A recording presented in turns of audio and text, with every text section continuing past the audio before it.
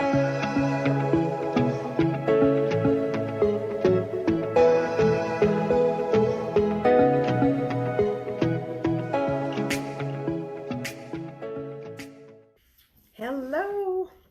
happy Wednesday. How is everybody today? I'm Katie, for those of you who don't know me. My business is Saltwater and Soulfire, and if you're in this group, you probably figured that out by now. But here we are, number 3 live stream, talking about thoughts and emotions. So if you're watching me live, say hi. If you're watching the replay, say hi on the replay. Gonna wait 1 minute or so, to see who comes on. And then we'll get started. So, yeah, just gonna, here we go. All right, so I'm just gonna get started because that's what I want to do. So here we are. So thoughts and emotions, and what do I have to say about that? It's kind of funny because I'm going to share with you that I posted on my page this morning, on my Saltwater and Soulfire page. Hi, Freddie. Hi. Oh, Houston. That's awesome. Thank you for being here. I'm so glad you're joining. So I posted a post on my page, Saltwater and Soulfire, this morning, and I was talking about how, because I'm going through this thing lately where all these inadequate feelings of inadequacy keep coming up for me, and this is something that I've been working through for a long time and have made significant progress in. So it's, it's a little disconcerting when it comes back up again, but that's okay. It's just, deeper layers to peel back. But I wrote this post not even remembering that today's topic was thoughts and emotions. And in the post, I was talking about how your emotions are really, especially negative emotion in particular, is really a way of your soul calling bullshit on the stories that you're running in the background of your life. And I've said this before, but it bears reiterating, of course, that a lot of the times the stories, the thoughts, right? Thoughts create our reality. And a belief is just a thought that you think over and over and over again, so that it becomes kind of, it becomes second nature in your life. But these stories are running in the background of our lives, and they're creating our reality, and we don't even realize that we're entertaining these beliefs and these stories. And our emotions, like our negative emotion, when we feel inadequate, when we feel sad, when we feel angry, when we feel disappointed, when we feel like we're not able to do something, when we're feeling overwhelmed or stressed or burnt out, these are indicators that it's our soul calling bullshit. And this is kind of what I wrote about in that post this morning on the Saltwater and Soulfire page, is that when you're feeling this, when I'm feeling inadequate, that's my soul calling bullshit on a story that I'm running in the background. So I might not even realize that I'm still attached to this story, that I'm still playing it out, that I still am holding on to this particular belief of inadequacy. But when I'm feeling the negative emotion, that's my cue to go, oh, okay, there's obviously something going on here that I need to deal with, that I need to look at. It's not just a matter of, oh, I feel bad, and that's normal because everyone's stressed and everyone feels bad and everyone feels inadequate sometimes. While all that is true, if you have an interest in growing and expanding, and knowing yourself better and loving yourself more deeply and more unconditionally, you need to be willing to pay attention to when your soul calls bullshit on you. You need to be willing to go step up and do the work and figure it out. So I want you to start thinking about emotion as just that, your negative emotion specifically. And then in a minute, I'll talk about how that looks for positive emotion too, because it's kind of the same. It is the same thing, flip-flopped. But I want you to start noticing when you feel bad, and know that shit, I feel bad. I feel so inadequate right now. Like yesterday, and I'm telling you, I've been doing this work for years and I'm really good at it, especially when it comes to knowing my own shit and calling myself out consciously on my own shit. I'm good at that. But that's okay, because growth never ends. Like expansion of our minds never ends. Expansions of our soul, it never ends. It's an ongoing forever and ever until we transition to non-physical kind of process. So the fact that the insecurity and the inadequacy feelings are coming up is not bad. It's just an indicator that it's time to dive deeper. It's time to peel back another layer. It's time to explore this even more. So yesterday I was just feeling really shitty. This circumstance has arrived in my life and I own it. I attracted it for a specific purpose, and probably for the purpose of peeling back another layer right now. But the situation is here. The circumstance is here, right, wrong, or otherwise. It's here. It's serving a purpose. So let's figure out what the purpose is and let's make the best of it. But before I got to that point, initially I was just feeling shitty. I felt bad for myself. I felt like I wasn't capable of doing the things I needed to do. I felt afraid. I felt just extremely inadequate. And I, we all get there. It's okay. Feel it. But like I say, to my kids, like, feel the feelings, but just don't unpack and live there, right? Like, don't move in. Don't call the movers to unpack the boxes. Acknowledge it and recognize that feeling like crap, feeling that negative emotion, whatever it is, feeling angry, it's your soul's way of calling bullshit. It's your soul's way of saying, you've got a belief going on in the background that's not true, that doesn't align with your soul, that doesn't align with your higher purpose, that doesn't align with your higher power, whatever that may be. So it's time to unpack that. It's time to deep dive. The processes that I use to do that, I meditate. Everyone who knows me knows that I'm a diehard meditator. I journal. I'm getting better and better at journaling things out. And the better I get at it, the faster I can journal. I was turned off by journaling initially because for me it takes a long time, or it did take a long time. And my hand would actually get tired writing. And I didn't like that. So I shied away from it. But I'm getting better at it. I'm getting more consistent, and the better I get at it, the faster it goes. So if you're averse to journaling at all, stick with it. It works. Just don't put any pressure on yourself to do a certain amount. Just do what feels good and then stop. And that's enough. And that will build up your tolerance and get you there. The other thing I do is a lot of self-talk. Like, I'm sitting here talking to you guys, and I do this when I'm by myself. I do it when I'm in my car. I do it when I'm in the shower. If I'm home alone, even if I'm not home alone, if my kids are here, I'll walk around talking and I will talk myself through it. I will say out loud, I feel like shit, and this means something's going on that I need to investigate. I'm holding on to a belief. What could it be? Well, what am I currently believing about this situation? Well, I believe I'm inadequate. Well, is that true? Of course it's not true. And I have this whole conversation, and I don't dig into the why do I feel inadequate? What happened in my childhood that made me feel inadequate? I don't do that. That's not my practice. That's not where I believe my power lies. I don't believe that I extract any power from knowing what moment in my childhood the inadequacy started. I believe that I need to acknowledge it, and I believe that I need to look at it.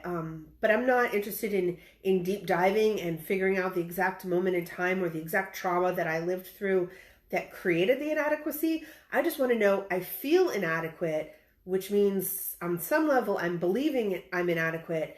And is that ultimately true? Of course it's not. Of course it's not true. I'm perfectly perfect exactly the way I am, with all my humanness, right out front for the world to see.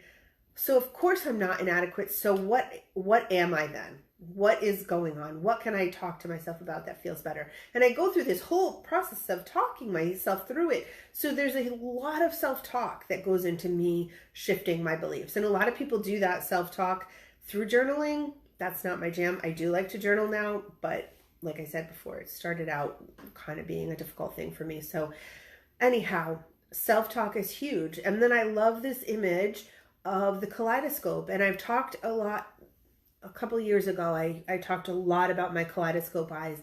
I'm a super visual person. I've always got pictures in my head of things. It's how I remember things. It's how I understand things. It's how I make sense of things. So I will imagine myself looking at the situation through a kaleidoscope, and you can see the situation with the light refractions and whatnot through the kaleidoscope. But then when you turn the kaleidoscope, the situation is the same, but I'm tuning into a different way of looking at the situation. So I'm choosing to see it differently. And in order to choose to see it differently, you have to be willing to see it differently, right? So you have to be willing to metaphorically look through the kaleidoscope and turn it so that you can see it's the same situation. The situation is not going to change, right? Because it's there. That's what it is. But you can see it differently. You can choose to understand it differently. You can choose to take a different perspective on it. Those are choices that you get to make. You don't get to change the situation instantly. That's not how that works. But you do get to turn the kaleidoscope, and you can look at the exact same situation from a different perspective. And that's a huge part of my process as well, is using that visual image of the kaleidoscope and how can I see this differently.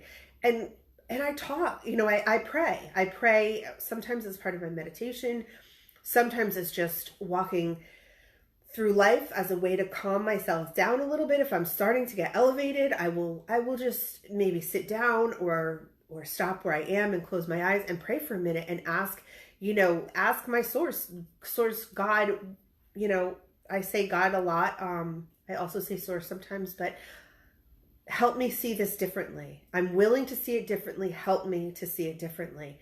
And that helps me a lot too. So that's kind of, in a really brief nutshell, my practice for shifting things and knowing when my soul is calling bullshit on a story that I'm playing in the background, and I know that my work is to shift it. That's a lot of what I do. And the opposite of that is the positive thoughts, right? The positive thoughts, which bring the positive and good feeling emotions. So if your negative thoughts are your soul's way of calling bullshit on you, then your positive thoughts that bring positive emotions, that's your soul's way of high-fiving you and like, yay, way to go. We're on the same page with this.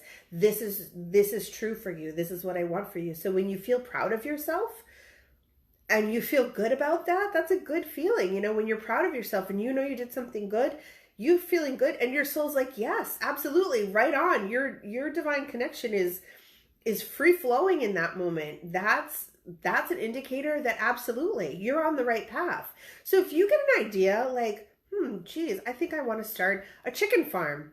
I don't know. I'm just throwing that out there. I don't want to start a chicken farm. Maybe you do. I don't know. But let's say you get this kind of idea, like, I want to start a chicken farm, and you feel so excited about it and you feel so good about it.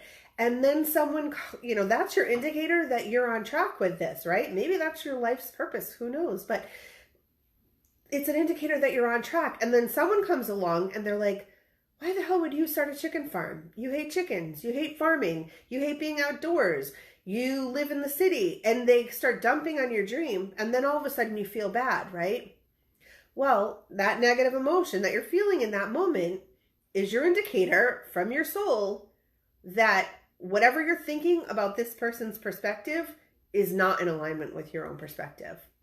So keep that in mind, that other people, they're not making you feel bad, but you're believing what they're saying. You're believing what they're saying, that this is not a realistic dream for you. And when that feels bad, pay attention to that, because other people can have all the opinions they want and they mean well. 99% of the time they mean well.